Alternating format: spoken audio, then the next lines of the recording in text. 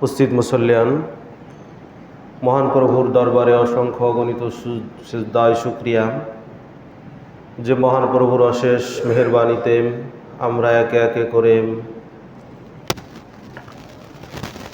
বছরের সর্বোত্তম মাস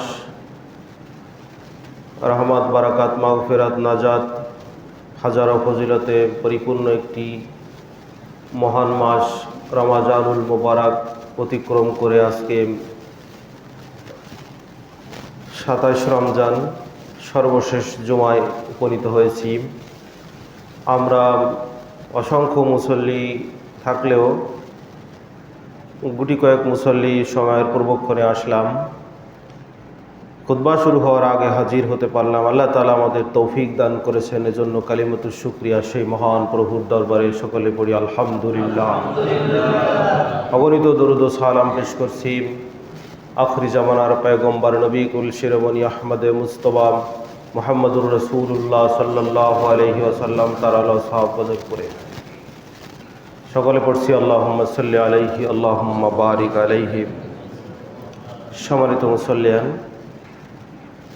আমরা দীর্ঘ এক মাসের কাছাকাছি সিয়াম সাধনা করে বিভিন্ন ধরনের প্রস্তুতি আমাদের চলছে। ঈদ সামনে এসে গেছে, আমাদের এখনও কয়েকটি কাজ বাকি রয়েছে রমাজানুল মুবারকের সিয়াম সম্পর্কিত।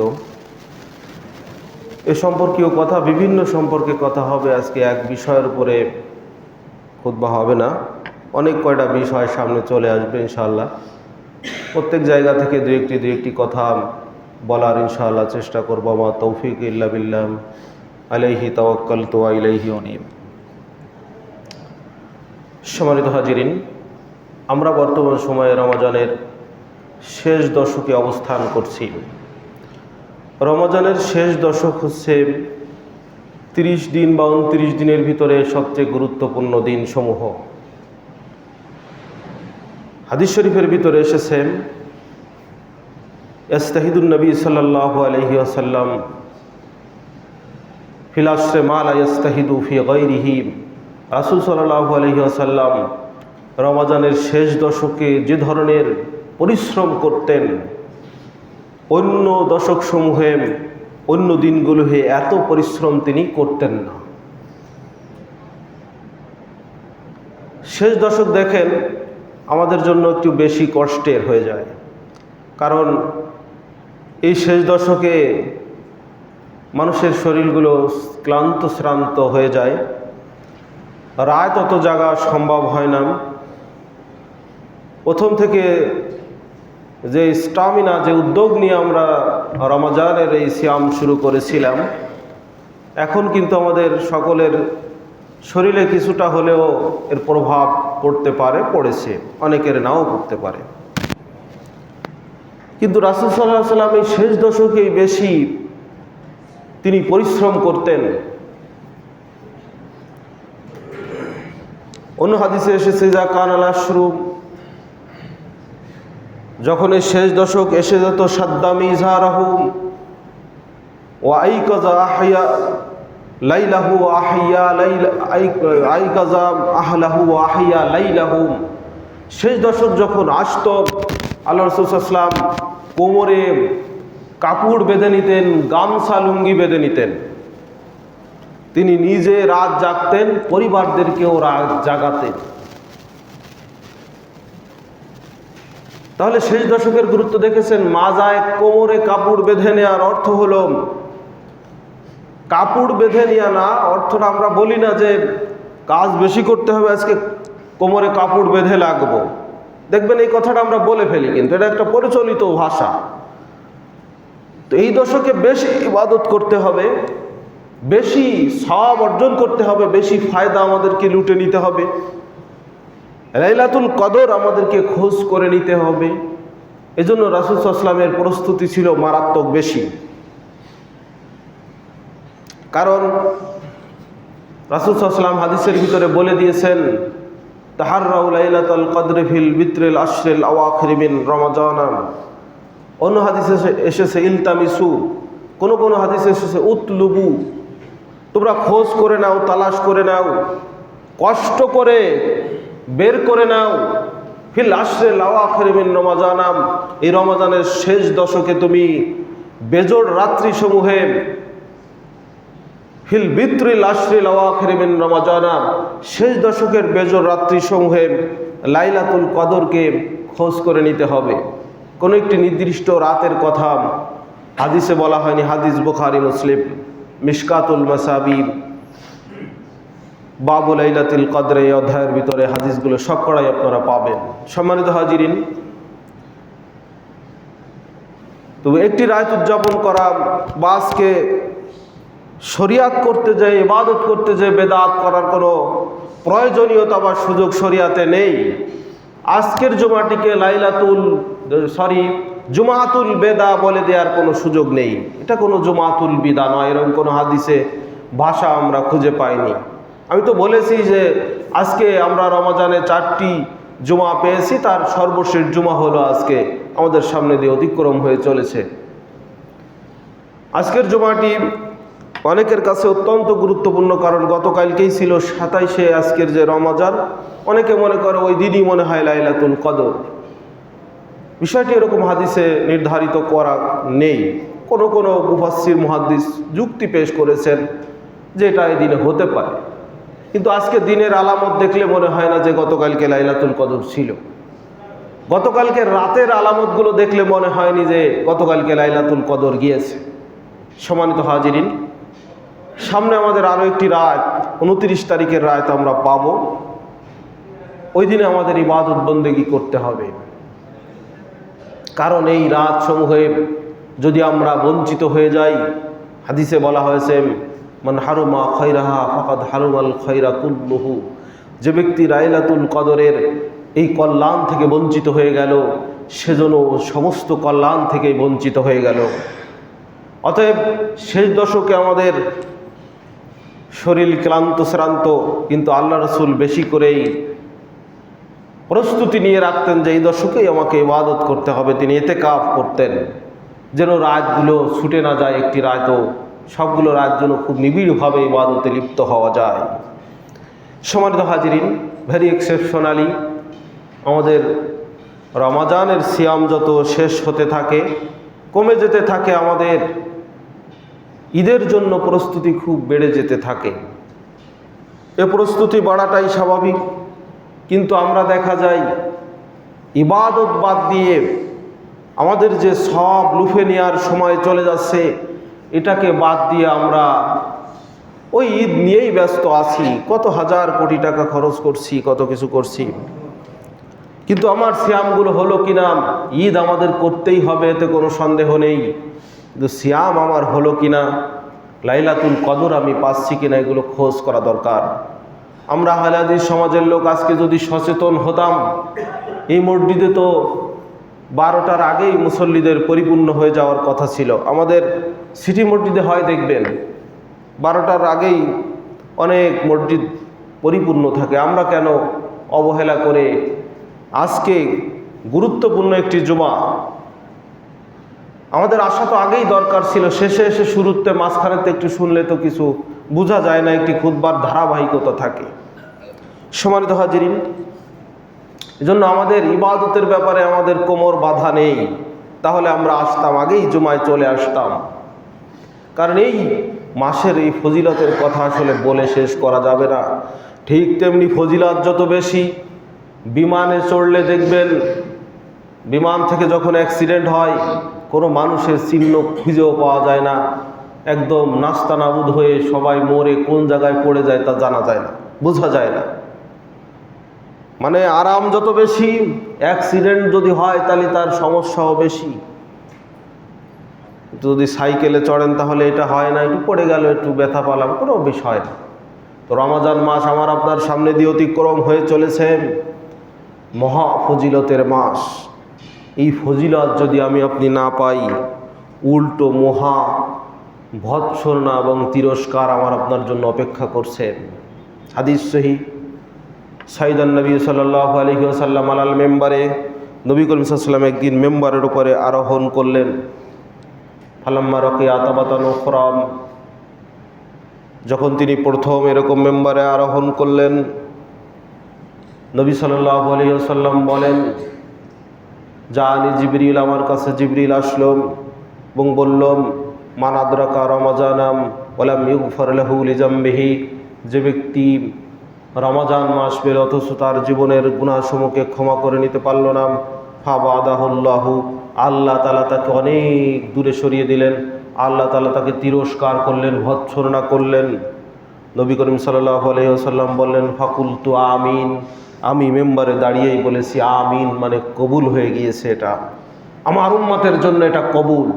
যে রমজান পাবে অথচ তার জীবনের সব গুনাহগুলো মাফ হয়ে যাবে না, আমি মেম্বারে দাঁড়িয়ে ফেরেশতা জিবরিল ওই কথা বলেছে আর আমি বলেছি কবুল। তো যে নবী আমার আপনার জন্য কিয়ামতের ময়দানে সুপারিশকারী হবেন, শাফাআতের কাণ্ডারি নবী, তার সুপারিশ ছাড়া আমরা জান্নাতে যেতে পারবো এমন আশা খুবই কম, করাই যায় না আশা। সেই নবী আমাকে আপনাকে এই রমজান মাসের ফজিলত যদি আমি নিতে না পারি, যত ফজিলত বেশি ভৎসনা তত বেশি, এই জন্য বিমানের উদাহরণ দিলাম। অন্য হাদিসে এসেছে রগিমান ফুহু, রগিমান ফুহু, রগিমান ফুহু। আরব দেশের সবচেয়ে ভৎসনা এবং তিরস্কার করার এই ভাষাটি ব্যবহার করা হতো, এখনও হয়। ওই ব্যক্তির নাম ধুলামলিন হোক, ওই ব্যক্তি অপদলিত হোক, পদদলিত হোক, ভুলুণ্ঠিত হোক, অপমানিত হোক, যে ব্যক্তি রমজান মাস পেল অথচ তার জীবনের গুনাহগুলোকে ক্ষমা করে নিতে পারল না। সম্মানিত হাজিরিন, এই সিয়াম আমরা রাখছি, তো আসলে বাস্তব সিয়াম আমরা কতজন রাখতে পেরেছি? এই শেষের দিকে এসে, আমার প্রথমে খুতবা ছিল না, তা কি বলবো, আপনারা শুনেছেন সব খতিবের কাছ থেকে যে কি সিয়াম আমরা রেখেছি, এটার হিসাব আমাকে আপনাকে এখন করতে হবে। বলবেন যে আমরা তো সর্বোত্তম সিয়ামই রেখেছি, এর থেকে ভালো সিয়াম কি আর রাখা আমাদের দ্বারাই সম্ভব হয়? সিয়াম কি জিনিস? সিয়াম মানে হয় আলিম সাকু, বিরত থাকা। আমরা বলেছি সিয়ামের একটি সংজ্ঞায়, হুয়াল ইমসাকু আনিল আকলি ওয়াশ শুরবি ওয়াল জিমা'i মিনাস সুবহি ইলা গুরুবিশ শামসি মা'আন নিয়াত। সূর্যাস্ত পর্যন্ত, শুভে সাদিক থেকে নিয়ে সূর্যাস্ত পর্যন্ত নিয়াতের সহিত যাবতীয় খানাপিনা এবং নিজ পরিবারের কাছ থেকে নিজের চাহিদা মেটানোর থেকে বিরত থাকার নাম হলো সিয়াম। রাসূল সাল্লাল্লাহু আলাইহি ওয়াসাল্লাম, বুখারীর 255 পৃষ্ঠার হাদিস, কিতাবুস সিয়ামে এসেছে, হাদিস খান সব গ্রন্থে এসেছে, খুবই প্রসিদ্ধ হাদিস। হযরত আবু হুরায়রা প্রখ্যাত হাদিস বর্ণনাকারী সাহাবী হাদিস বর্ণনা করেছেন। তিনি বলেন, ক্বালা রাসূলুল্লাহ সাল্লাল্লাহু আলাইহি ওয়াসাল্লাম, মান সামা রমাজানা ঈমানান ওয়া ইহতিসাবান গুফিরা লাহু মা তাকাদ্দামা মিন যামবি ওয়া মান ক্বামা রমাজানা ঈমানান ওয়া ইহতিসাবান গুফিরা লাহু মা তাকাদ্দামা মিন যামবি ওয়া মান ক্বামা লাইলাতাল কদরি ঈমানান ওয়া ইহতিসাবান গুফিরা লাহু মা তাকাদ্দামা মিন যামবি। হাদিসের সরল অনুবাদ হলো, যে ব্যক্তি সিয়াম সাধনা করল মা ঈমানান ওয়া ইহতিসাবান, ঈমানের সহিত এবং ইহতিসাবের সহিত। শর্ত কয়টি? ঘুমাচ্ছেন আপনারা? শর্ত হলো কয়টি? 2টি শর্ত। দেখেন, ফরজ সিয়াম, ফরজ সালাত আপনি পড়েছেন, কোনো শর্ত আরোপ করা হয়নি সওয়াবের ব্যাপারে। যাকাত আপনি দিয়েছেন, কোনো শর্ত আরোপ করা হয়নি। কোনো হজ আপনি করেছেন, শর্ত আরোপ করা হচ্ছে না। আপনি দান করেছেন, শর্ত আরোপ করা হচ্ছে না। সিয়ামের ব্যাপারে 2টি শর্ত আরোপ করা হয়েছে হাদিসে। কেন কেন আরোপ করা হলো? একবারে হাদিস খান নিয়ে আমাদের ভেবে দেখা দরকার যে ঈমানের সহিত রাখতে হবে আর ইহতিসাবের সহিত রাখতে হবে। আমরা যারা সিয়াম সাধনা করি, মুসলমানের ঘরে জন্মগ্রহণ করেছি, ওর জন্মসূত্রেই তো ঈমান আছে আমার, কথা ঠিক কিনা বলেন? আমি তো জন্মসূত্রে ঈমানদার। ঈমান যদি আমার না থাকতো তাহলে তো আমার উপরে সিয়াম ফরজ হতো না। তাহলে আবার আমার ঈমানের সহিত কি রাখতে হবে? তার মানে আমার ঈমান কোথায়?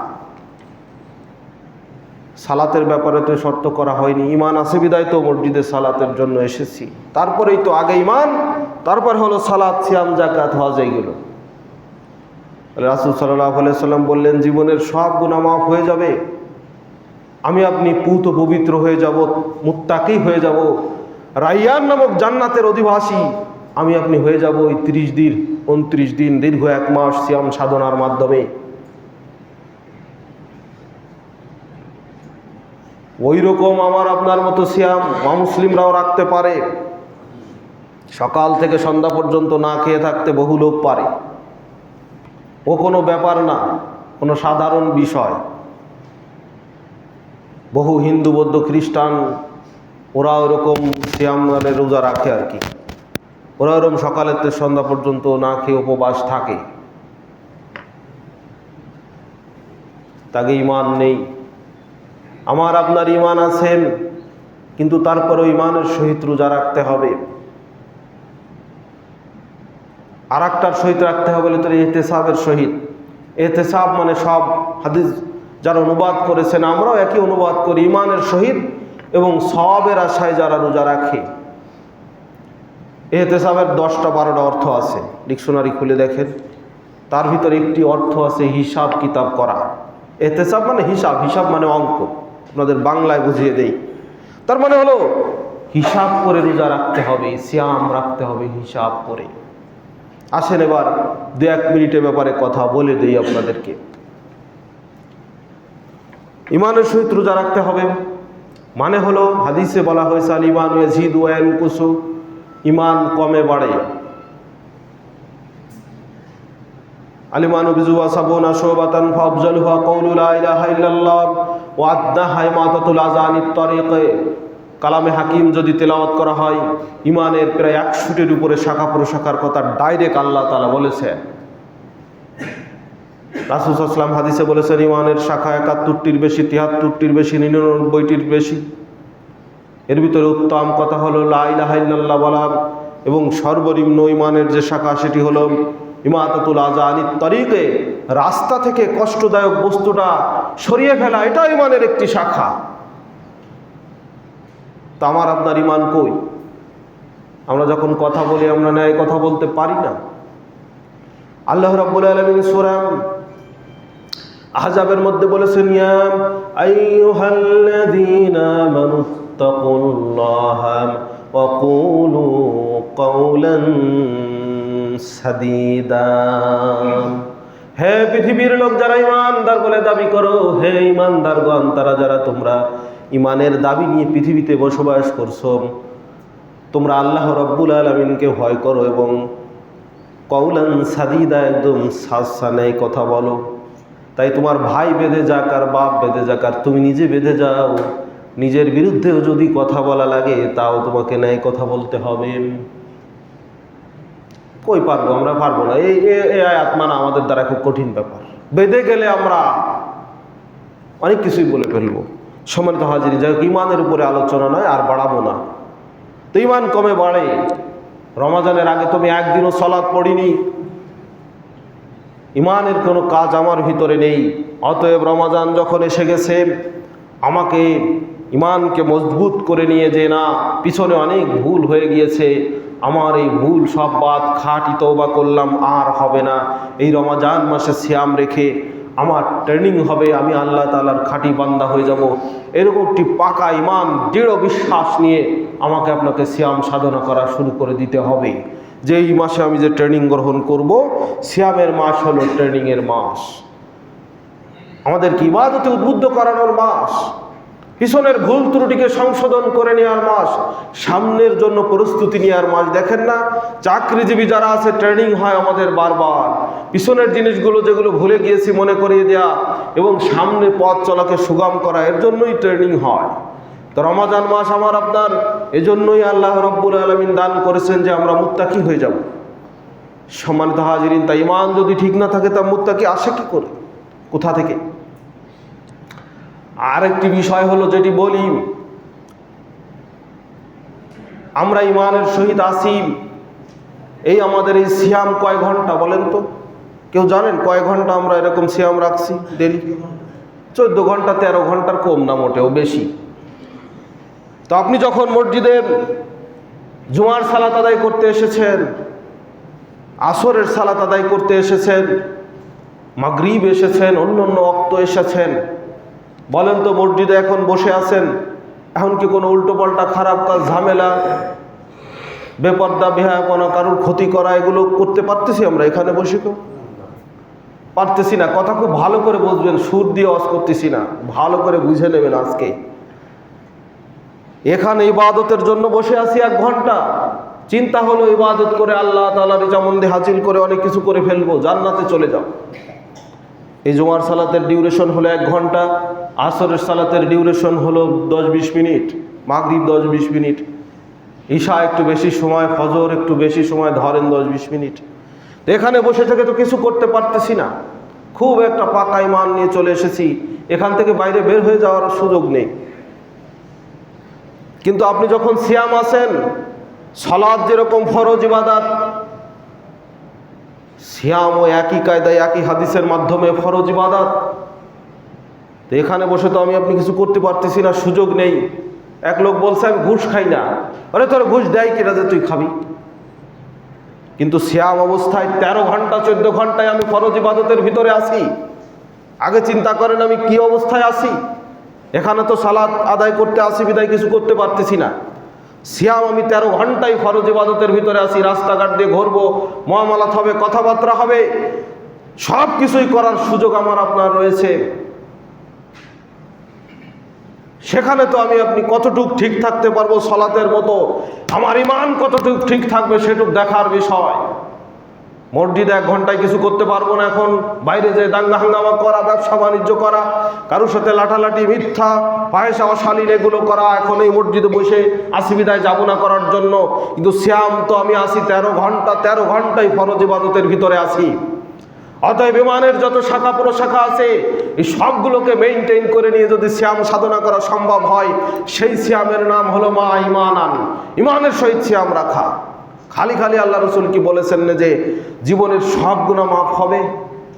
আপনি একটি সিয়াম সাধনা করে দেখান তো, আমি দেখাই তো।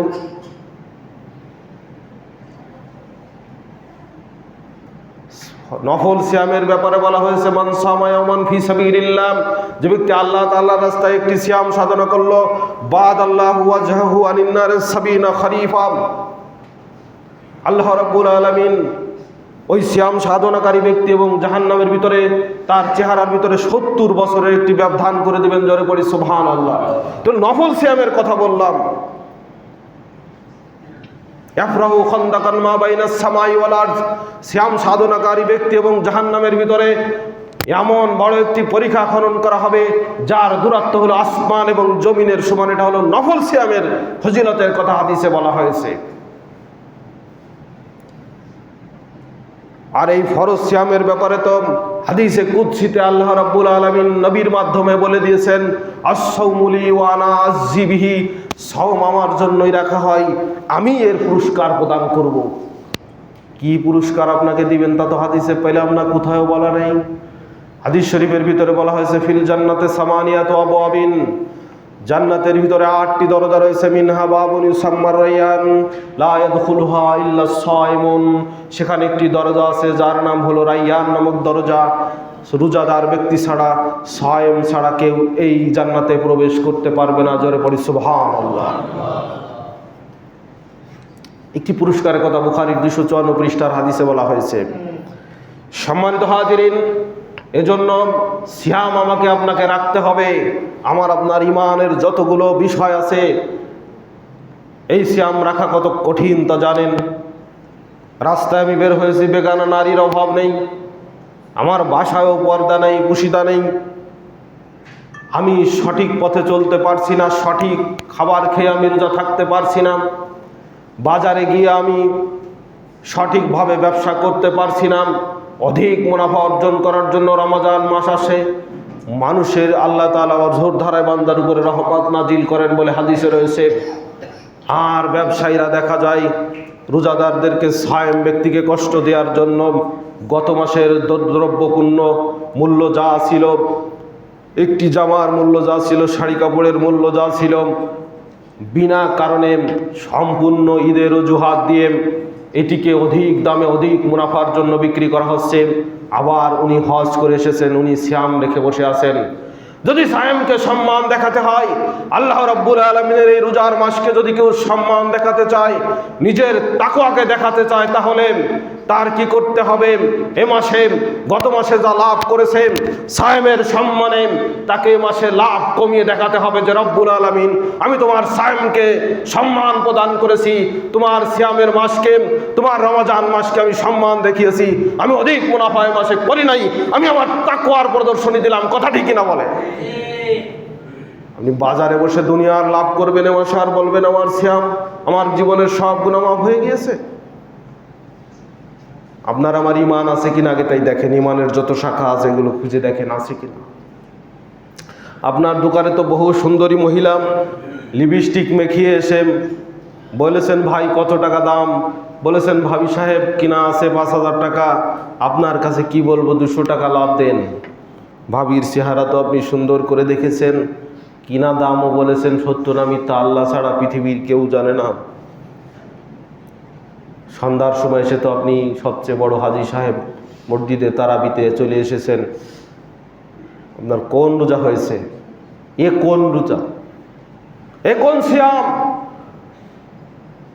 আমি আপনি সিয়াম আছি, আপনার পরিবারের উপরে আমার পরিবারের উপরে কন্ট্রোল নাই। ওরে যাই দেখেন আপনার বউ ঘুরে বেড়াচ্ছে, আমার বউ ঘুরে বেড়াচ্ছে ওই নিউ মার্কেটে, ওই শপিং কমপ্লেক্সে, ওই টপ 10-এ, ওই হাবিজাবি কত আউটলেটের নাম আর বলবো। আমার ওয়াইফ তো এখন ঘুরে বেড়াচ্ছে ওই জায়গা দিয়ে। তাও অন্যান্য সময় বোরকা পরে, রমজান মাস এসে গেছে, এখন আর গরম লেগে যাবে বোরকা পরে গেলে, তাই না পরেই গেছে। টাকা তো সব আমার পকেটের থেকেই নিয়ে গিয়েছে। আপনি তো রোজা আছেন মসজিদে, এখন আমিও আছি, তো কি সিয়াম আপনার হবে? আপনার ফরজ পর্দাই তো ছুটে গেল। এরকম ভাবে বললে আর সিয়াম আমাদের কপালে একটুও থাকবে না। এজন্য সিয়াম যদি ইমানের সহিত রাখা যায়, এ দিয়েই আমার আপনার কিয়ামতের ময়দানে এই সিয়াম সুপারিশ করবে। এই সিয়াম আমাকে আপনাকে আস-সাওমু জুন্নাতুন, রোজা আত্মরক্ষার ঢাল স্বরূপ, ইস্তাজান্নু বিহিল আবদু মিনান নারে, এই রোজা দিয়ে কিয়ামতের ময়দানে ব্যক্তি জাহান্নামের আগুন এরকম ঢাল বানায় ধরবে। দেখেন না পুলিশের হাতে ঢাল থাকে, যদি কেউ একটা ঢুইল ছুড়ে মারে, ওই ঢাল দিয়ে ঠেকায় দেয়, চলে গেল। কিয়ামতের ময়দানে আজকে রোজা দেখা যায় না, আমার আপনার যে রোজা সেদিন ঢাল হবে, আমার আপনার হাতে ঢাল থাকবে, জাহান্নামের আগুন ধরতে পারবে না। তো সেই সিয়াম একটি রেখে দেখাই না, তাহলেই নাই হবে, অন্যথায় নয়। এবং আরেকটি ভাষা ব্যবহার হয়েছে, ব্যাখ্যা কম দিতে হবে, বেশি দেওয়া চলবে না। আরেকটি ভাষা ব্যবহার করা সে ইহতিসাব তথা হিসাব করে রাখতে হবে। ওই যে বললাম না ইমান, এই ইমানের হিসাব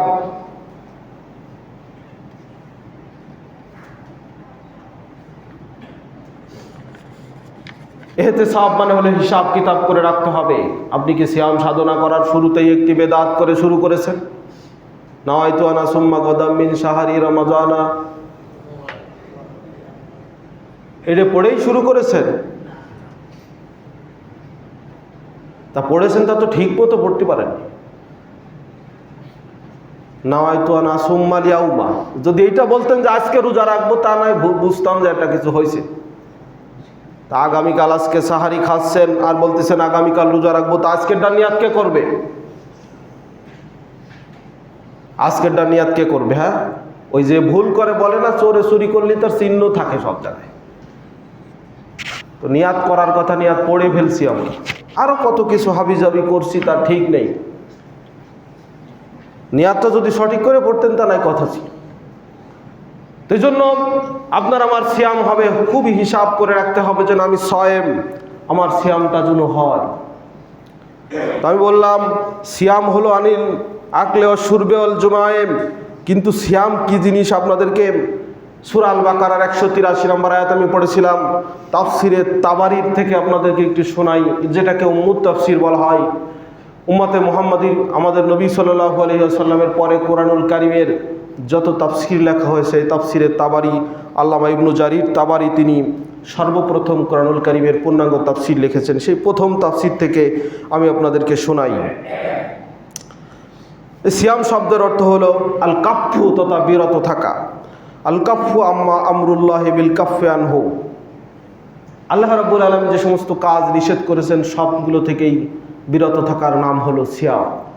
আপনি শুধু না খেয়ে থাকবেন আর পরিবারের কাছে গেলেন না, এটার নাম সিয়াম নয়।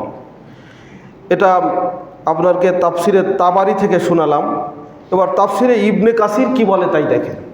আমাদের বিষয়